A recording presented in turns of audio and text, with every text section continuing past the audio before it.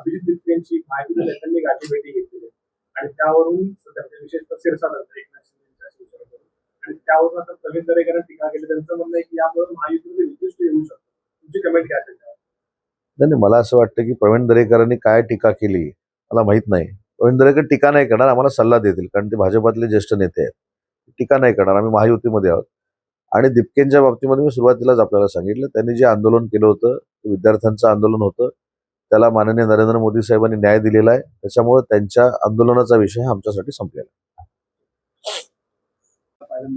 22,000 सायांचं पत्र जे आहे त्या अरविंद केजरीवाल मोदींना घेऊन देणार आहे आणि त्यासोबत पुन्हा विचार करा अशी भूमिका त्यांची आहे. ठीक आहे ना, अरविंद केजरीवाल यांनी 22,000 लोकांचं पत्र दिलं, त्याच्यावर विचार करतील नरेंद्र मोदी साहेब विकायत E20च्या बाबतीत.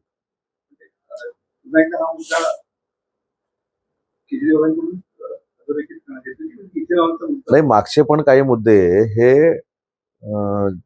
जे आंदोलनं ट्रॅक सोडायला लावली ती हेच सगळी मंडळी होती. त्या विषयावर मला बोलायचं नाही, पण कुठं जाता काही जमत नाही म्हणून जे आंदोलन करतायत त्यांच्या खांद्यावर बंदुका ठेवून स्वतःचे पक्ष वाचवणे हा यांनी आता उद्योग सुरू केलेला आहे. चिन्ह गोठवलं जाईल. तुम्ही 2029 साठी तयार आहात, कसं बघताय या विधानाकडे? काय सांगता? आपल्याला मिळेल किंवा मग गोठवलं जाईल. युबीटीचे पक्षप्रमुख कार्यकर्त्यांना ताकद देण्यासाठी, त्यांचा मॉरल वाढवण्यासाठी दर 2 महिन्याने असं काही बोलत असतात. त्याच्याकडे लक्ष देण्याची काही आवश्यकता नाही. सुप्रीम कोर्टामध्ये ही शिवसेना आणि युबीटीची केस सुरू आहे.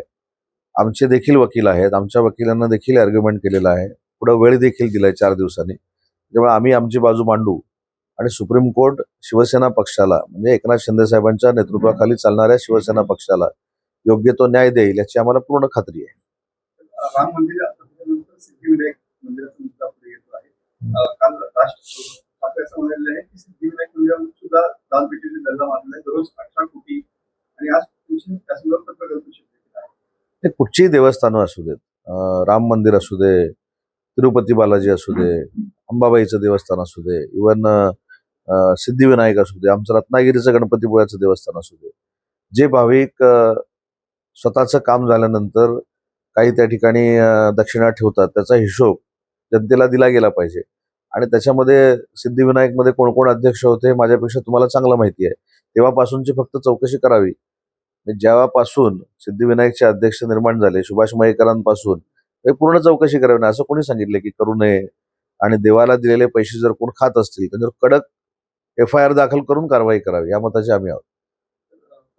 सांगितल्यास केव्हाही राजीनामा देण्यात द्या असं भरत शेठ गोगावले हे जेव्हा वाक्य बोलले तेव्हा मी व्यासपीठावर होतो आणि हा आताचा विषय नाही, हा 2-3 महिन्यापूर्वीचा तो कार्यक्रम होता. आणि त्याच्यातनं त्यांची माननीय एकनाथ शिंदे साहेबांवरची निष्ठा देखील दिसते, शिवसेनेवरचं प्रेम देखील दिसतं.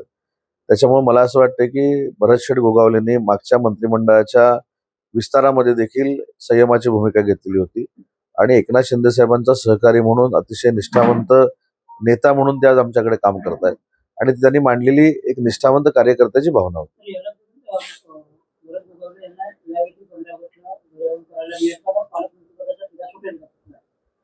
यावर पण शिवसेनेची म्हणण्यापेक्षा माझी वैयक्तिक मी भूमिका सांगितलेली आहे की विधान परिषदेच्या तिकिटाच्या वेळी राष्ट्रवादी काँग्रेस पक्षाचे नेते सुनील तटकरे साहेबांनी ज्या ज्या कमिटमेंट केलेल्या आहेत त्या खरं तर इतक्यात पूर्ण व्हायला पाहिजे होत्या. कालच मी राष्ट्रीय अध्यक्षा NCPच्या सुनेत्रा वहिनींची देखील याबाबत चर्चा केलेली आहे. मी पुन्हा मंगळवारी किंवा बुधवारी सुनेत्रा वहिनींची भेट घेणार आहे आणि हेच सांगणार आहे की राष्ट्रवादी काँग्रेस पार्टीला विधान परिषदेची जागा सोडल्यानंतर राष्ट्रवादी काँग्रेस पक्षानं मागणी केलेले पालकमंत्रीपद शिवसेनेला घ्यावं, ही माझ्या एक्सप्रेस टावरच्या चेंबरमध्ये झालेली चर्चा होती आणि ती राष्ट्रीय अध्यक्षांशी चर्चा करून या दोन्ही नेत्यांना मी सांगेन. परंतु भरत शेठ गोगावले रायगडचे पालकमंत्री झाले पाहिजेत हीच शिवसेना म्हणून आमची सगळ्यांची भूमिका आहे आणि ती विनंती मी अनेक वेळा माननीय मुख्यमंत्री महोदयांना देखील केलेली आहे. सामनामधून अमित शहा आणि मोदी यांच्यामध्ये सुप्त संघर्ष सुरू आहे. कदाचित या दृष्टीनं मोदींना देवेंद्र फडणवीस दिल्लीमध्ये यावेळेचे वाटत असतील म्हणून त्यांना तिकडे बोलवलेलं आहे. सुद्धा बातमी आपण कसं बघतो? चांगली स्टोरी आहे ती, त्याच्यामध्ये काय, मी तर वाचत नाही सामना, पण मोदी शहांमधला संघर्ष, देवेंद्रजी तिकडे जाणार हे सामना ठरवत नाही, दोन नेते ठरवतात. त्याच्यामुळं त्यांचा तो वैयक्तिक भारतीय जनता पक्षाचा वैयक्तिक प्रश्न आहे. कोणी केंद्रामध्ये जायचं, कोणी मुख्यमंत्री राहायचं, हे काही सामनामधल्या सल्ल्यानं होत नाही.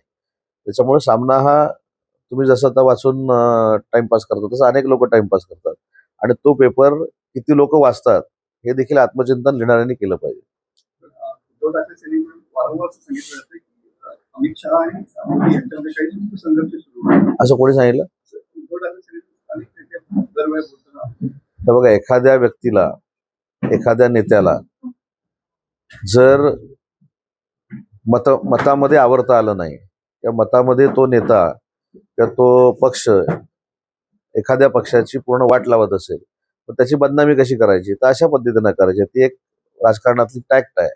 जसं संविधानाच्या बाबतीमध्ये फेक नरेटिव्ह सेट केला गेला त्याच पद्धतीनं आता करण्याचा प्रयत्न आहे. पण नरेंद्र मोदी पंतप्रधान देशाचे झाल्यापासून देशाचं अस्तित्व आंतरराष्ट्रीय दर्जावर काय आहे हे कदाचित त्यांना माहीत नसेल. राज्याचा उद्योगमंत्री म्हणून मी अनेक वेळा देशाच्या बाहेर जातो, त्यामुळे त्यांनी एक वेगळं अस्तित्व देशाचं निर्माण केलेलं आहे आणि त्यांच्यावर बोलून टीआरपी मिळवण्यापेक्षा आपल्याला जी मतं कमी पडत आहेत ती कशी वाढतील यासाठी काही पक्षांनी प्रयत्न केले पाहिजे. कर विक्रमाचा मुद्दा जो आहे अतिरिक्त 7,023 कोटींचा निधी महाराष्ट्राला दिलेला आहे. काय सांगू?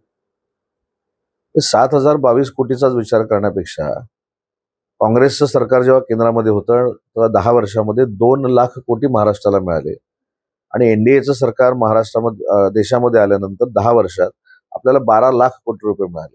त्याच्यामुळे 7,200 कोटी किंवा 7,500 कोटी ही केंद्र सरकारची एक प्रोसिजर आहे, रुटीन आहे. ते टॅक्सचे पैसे आम्हाला देत असतात. ज्यावेळी सरकार बदललं त्यावेळी जो बॅकलॉग होता त्या सगळ्या नेते मंडळींनी दिल्लीला जाऊन भरून काढला. जे कोण विचारतात दिल्लीला का जातात त्याचं कारण हे आहे, महाराष्ट्राचे पेंडिंग असलेले पैसे हे आणण्यामध्ये हे दोन्ही नेते यशस्वी झाले. म्हणूनच हे 7,500 कोटी रुपये आपल्याला पुन्हा एकदा महाराष्ट्राला मिळाले. पण ह्याचं जर 10 वर्षातलं कॅल्क्युलेशन आपण केलं तर 12 लाख कोटी रुपये आहे आणि काँग्रेसच्या सरकारचं कॅल्क्युलेशन 10 वर्षातलं केलं 2 लाख कोटी रुपये.